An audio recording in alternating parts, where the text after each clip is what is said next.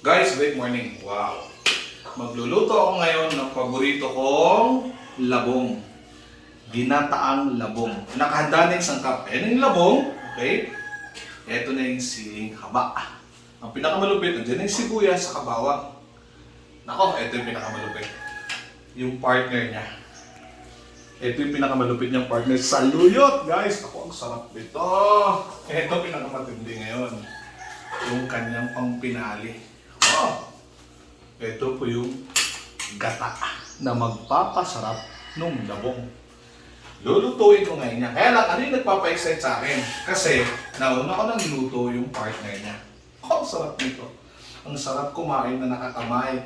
Kasi luto na yung darang paksiw. Nako, yung paksiw na isda. Anong lupit nito, guys. Kain tayo!